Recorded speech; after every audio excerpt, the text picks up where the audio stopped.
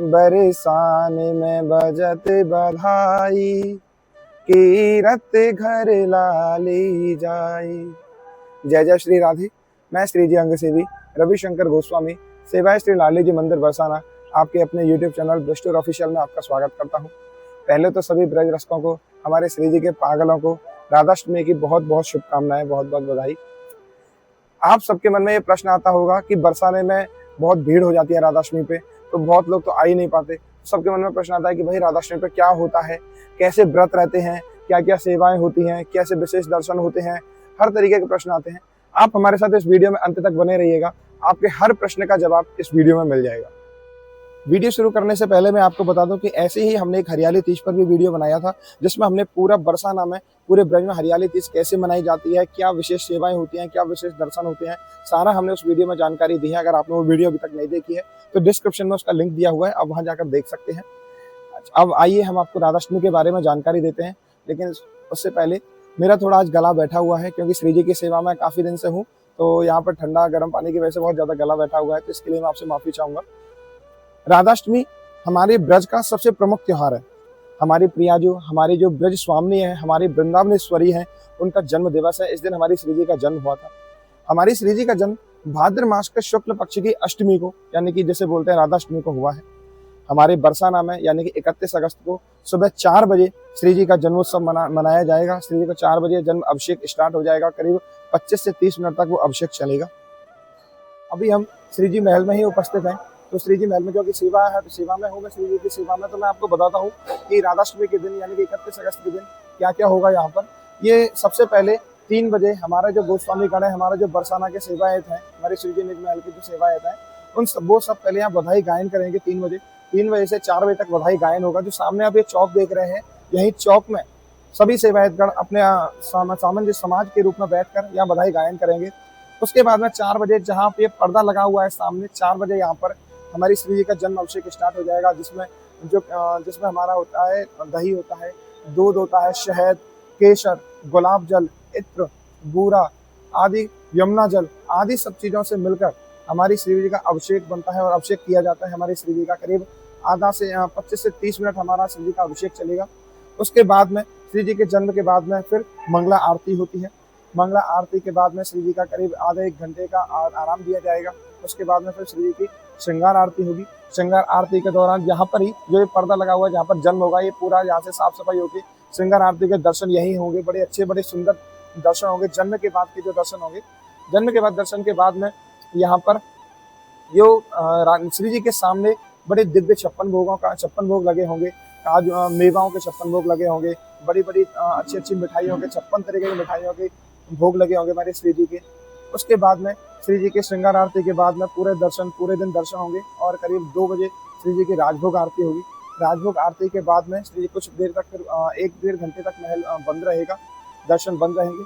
उसके बाद में शाम को हमारी श्री जी सफेद छतरी में जाके दर्शन देंगी। सामने आप जो जगमोहन देख रहे हैं, यहाँ जगमोहन से ही हमारी श्री जी का डोला लाया जाता है और डोला नीचे सफेद छतरी में जाता है। जो आप स्क्रीन पर देख रहे हैं, इस तरीके से पूरा मंदिर सजता है। वैसे तो राधाष्टमी पे 30 अगस्त को ही हमारे मंदिर की बड़ी दिव्य सजावट हो जाएगी। आप दूर से ही पता चल जाएगा कि हाँ, हमारी श्री जी का महल सजा हुआ है, बड़े दिव्य सजावट होगी। जैसे आप ये देख रहे हैं, छोटे छोटे अभी बैलून टंगे हुए हैं, इस तरीके से पूरा महल बैलूनों से, लाइट से सजा होगा पूरा महल।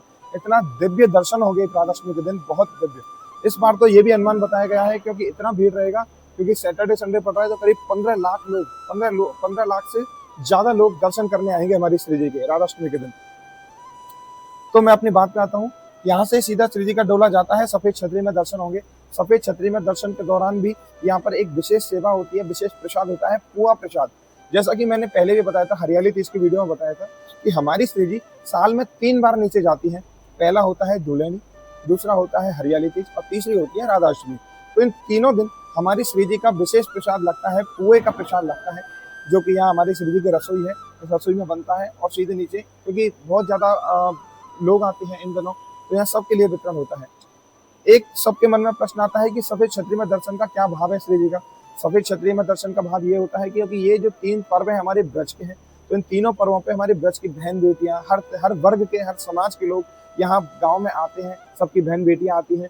तो हमारी श्री जी, कोई श्री जी के दर्शनों से वंचित ना रह जाए, इसलिए श्री जी अपने महल से आके नीचे सफेद छतरी में दर्शन देती हैं, जहाँ पे कि कोई भी बड़ा बूढ़ा कोई भी दर्शन करे श्री जी का, कोई भी अपने श्री जी के दर्शन में वंचित न रह जाए। ये हमारे बड़े बुजुर्गों का, हमारे पूर्वजों का ये एक भाव था श्री जी के नीचे सफेद छतरी में दर्शन देने का। अब सब श्री जी के पागलों के मन में एक प्रश्न आता है कि राधाष्टमी का व्रत कैसे रहे, कब रहना है। इसमें बड़ा कंफ्यूजन होता है कि जैसे कि कृष्ण जन्माष्टमी का होता है कि व्रत सुबह से स्टार्ट होता है और रात को जन्म हो जाता है 12 बजे, उसके बाद व्रत खुल जाता है। लेकिन राधाष्टमी का व्रत ऐसा नहीं है। पद्म पुराण के अनुसार राधाष्टमी का व्रत अष्टमी को ही होता है, यानी कि सुबह से हमारा ब्रह्म मुहूर्त में व्रत स्टार्ट होता है और पूरा दिन व्रत रहता है। नारद पुराण में भी इसका वर्णन, लेकिन पद्म पुराण में इसका 100% में श्योर इसका वर्णन है। तो राधाष्टमी का व्रत सुबह अष्टमी को ही ब्रह्म मुहूर्त अष्टमी से शुरू होगा और पूरा दिन तक नवमी में व्रत खुल जाएगा। दूसरा ये रहता है कि व्रत में क्या क्या करना होता है। व्रत में आप सबकी भाव के ऊपर है, आप सबके शरीर के ऊपर है कि आप कितना इसको प्रबल रह सकते हैं, कितना सौम्य रह सकते हैं। प्रबल मतलब कि आप निर्जला भी रह सकते हैं, आप चाहें तो एक टाइम खाना खाकर भी रह सकते हैं। आपकी जैसा आपका भाव हो उस हिसाब से अपना व्रत रहे। बस ये है कि देखो अपने शरीर को कष्ट ना दें, क्योंकि शरीर को कष्ट देना व्रत नहीं है। वो अपने शरीर को कष्ट देना दुख में रहे तो वो कोई व्रत नहीं है। व्रत वो होता है जिसमें आपका जो चिंतन है वो श्री जी का चिंतन होता रहे, आपकी आत्मा प्रसन्न रहे, आप श्री जी का भजन करते रहे, वो मेरे हिसाब से व्रत है। इस दिन ये होता है, ऋषि मुनियों के अनुसार, हमारे जो विद्वान जन है उनके अनुसार राधाष्टमी के व्रत में जो ब्रज की जो छोटी छोटी कन्याएं होती हैं, या फिर अगर आप ब्रज में नहीं है तो आपके यहाँ पर छोटी छोटी कन्याएं हों, उन कन्याओं को भोजन कराया जाता है। और एक ये भी महत्व है कि हमारे जो राधा कुंड है, हमारे श्री जी का जो कुंड है राधा कुंड में, वहाँ पे एक स्नान का भी बड़ा महत्व है राधाष्टमी के दिन। उस दिन ऐसा मत बताया जाता है कि राधाष्टमी के दिन अगर कोई राधा कुंड में स्नान करता है तो उसके सारे मनोरथ सिद्ध होते हैं। उसकी जो पुराने जन्मों में जो उसके पाप होते हैं वो सारे पाप नष्ट हो जाते हैं, ऐसा एक महत्व ये बताया जाता है। अब श्री जी के विशेष दर्शन की बात आती है कि श्री जी के इस दिन क्या विशेष दर्शन होते हैं। मेरा मानना तो यह है कि श्री जी के रोज ही विशेष दर्शन होते हैं, क्योंकि रोज ही आप श्री जी के भाव देखेंगे चेहरे पर, तो कभी हंसती हुई कभी मुस्कुराते हुए देखते हैं, रोज ही विशेष दर्शन होते हैं। लेकिन राधाष्टमी के दिन तो पूरे दिन ही विशेष दर्शन होते हैं, क्योंकि जन्म होता है हमारी श्री जी का। जन्म होने के बाद में सफेद छतरी में दर्शन होते हैं, मंगला पर दर्शन होते हैं, श्रृंगार पर दर्शन होते हैं। लेकिन इन सब में भी अगर विशेष दर्शन बोला जाए तो नीचे जो सफेद छतरी में पूरे समाज को, हर वर्ग के लोगों को, हर तरीके के लोगों को, हर अवस्था के लोगों को जो दर्शन देती है, वही मेरी नज़र में सबसे विशेष दर्शन है हमारी श्री जी के, जो सफेद छतरी में दिए जाते हैं। इसके बाद में आता है कि राधाष्टमी के दिन क्या प्रधान सेवाएं होती हैं, क्योंकि बहुत हमारे रसिक जन हैं, बहुत श्री जी के भक्त हैं जो चाहते हैं कि श्री जी की हम सेवा करें, क्योंकि बहुत ज़्यादा भीड़ होती है तो भीड़ में तो दर्शन नहीं हो पाते, और दर्शन हो भी जाए तो सेवा नहीं हो पाती। तो कोई भी ऐसे हमारे जो भक्तजन है हमसे अगर कोई संपर्क में है तो उनके मन में भाव आता है कि हमको सेवा करना चाहें, तो इस दिन श्री जी की सेवा, जो विशेष सेवा होती है, जो प्रधान सेवा होती है, सबसे पहली सेवा होती है अभिषेक की सेवा। पूरी साल में 365 दिन में सिर्फ यही एक ऐसा दिन है जिस दिन आप श्री जी के अभिषेक की सेवा में आप अपना योगदान कर सकते हैं। वैसे तो श्री जी का अभिषेक रोज होता है, लेकिन ये एक महा अभिषेक है जिसमें एक करीब कुंटलों दूध, दही, किलो में तो केसर आती है, शहद, इत्र, गुलाब जल और यमुना जल और बूरा, इन सब का जो सबको मिला के जो महाअभिषेक किया जाता है, इस अभिषेक में आप अपनी सेवा दे सकते हैं। इसके बाद में श्री जी के महल में अभिषेक के बाद में पोशाक सेवा होती है, पोशाक सेवा में आप अपना योगदान दे सकते हैं। इसके बाद में श्री जी के श्रृंगार पर 56 भोग होता है, तो 56 भोग में अपना योगदान दे सकते हैं। इसके बाद में श्री जी की इस दिव्य सजावट होती है, जब श्री जी का जन्म हो जाता है, मंगला आरती हो जाती है, उसके बाद में श्री जी का महल सजता है, श्री जी का फूल मंगला बनता है, तो 56 भोग बनते हैं, श्रृंगार पर जो लगते हैं उनके मन में आप अपनी सेवा दे सकते हैं। इसके बाद में जब हमारी श्री जी संध्या दर्शन के लिए जब सफेद छतरी में जाती हैं, तो यहाँ पर पूरा जो सामने जो मार्ग देख रहे हैं, जो जगमोहन का जो मार्ग है, पूरा गुलाब से भर जाता है, गुलाब की पट्टी बिछाई जाती है श्री जी के मार्ग के लिए। कोमल कोमल हमारे श्री जी के पैर हैं, पैरों धरती पे ना लग जाए, वो पैर जन्म हुआ है, तो इसलिए गुलाब के फूलों की एक पट्टी बिछाई जाती है, जिसपे श्री जी का डोला, पुजारीगण जो उपस्थित होते हैं, पुजारीगण वो श्री जी का डोला लेके जाते हैं। और यहाँ पे पूरी जो रास्ता है पूरा फूलों से सजता है। जो आप स्क्रीन पर देख रहे हैं, इस तरीके से पूरी छतरी गुलाबों से सजती है, पूरा फूल बंगला बनता है, पूरा जो रास्ता, पूरी सीढ़ियाँ होती हैं पूरी फूलों से सजती हैं। और जो ऊपर आप देख रहे हैं, वो ऊपर ये बंगली में बैठ के जो कुछ भक्त ऐसे हैं जो ऊपर श्री जी का जब डोला जाता है वहाँ से फूलों की बारिश कर रहे होते हैं। तो इस तरीके से हमारी श्री जी की सेवा है। इसके बाद में संध्या में ही श्री जी की एक विशेष प्रसादी सेवा होती है, पुआ प्रसाद की सेवा। तो पुआ देसी घी का पुआ प्रसाद वितरण होता है, ये भी श्री जी की एक विशेष सेवा है। ये हमारे श्री जी के राधाष्टमी के दिन विशेष सेवाएं होती हैं। अगर कोई भी भक्त, कोई भी रसिकजन अगर इन सेवाओं में कोई सहभागिता करना चाहता है तो मेरे हिसाब से सबसे विशेष सेवा तो महाअभिषेक की और पुआ प्रसाद की है। और श्री जी के जो डोला जाता है उसमें फूल बंगले की सेवा है। अगर कोई भक्तजन करना चाहता है तो हमारे स्क्रीन पर नंबर दिया हुआ है। संपूर्ण सेवा जानकारी के लिए आप हमसे कॉल कर सकते हैं, बात कर सकते हैं। अष्टमी के दिन श्री जी की एक बड़ी विशेष सेवा है, जैसे कि हमारी श्री जी है, हमारी बच्चा है, हमारी लाली है। तो हमारी लाली का जब जन्म होता है तो खिलौने बनते हैं। जो यहाँ जो समाज होती है, यहाँ बच्चे होते हैं, छोटे छोटे ब्रजवासी बच्चे होते हैं, समाज के गोस्वामी गणों के बच्चे होते हैं, तो उन सब में छोटे छोटे खिलौने बनते हैं। तो एक खिलौने की बड़ी अच्छी सेवा है।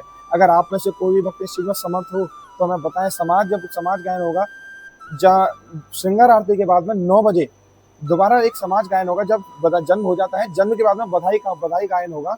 तो यहाँ पर ही जो मैंने बताया था, जहाँ पे 3 बजे जब समाज होती है, उसी जगह पे आपके बाएं हाथ की तरफ बरसाना के लोग बैठेंगे, बरसाना के समाजीगण बैठेंगे, और दाएं हाथ की तरफ नंदगांव के समाजीगण बैठेंगे, और करीब 1 से 2 घंटे तक समाज गायन होगा। समाज गायन में ही एक जो खिलौने होते हैं, उन खिलौनों को वितरण किया जाता है, खिलौने बांटे जाते हैं, क्योंकि हमारी लाली का जन्म हुआ है, हमारे कीरत के घर पे कन्या जाइए। हमारे द्वारा राधाष्टमी की दी गई संपूर्ण जानकारी अगर आपको अच्छी लगी है तो हमारी इस वीडियो को लाइक करें और चैनल को सब्सक्राइब करें, जिससे कि जो आने वाली राधाष्टमी है, यानी 31 अगस्त की राधाष्टमी है, उस दिन बरसाने की आपको भव्य सजावट देखने को मिलेगी। उस सबका सारा इसमें लाइव प्रसारण हम करेंगे उसका, तो वो सारी वीडियो आपको देखने को मिलेंगी।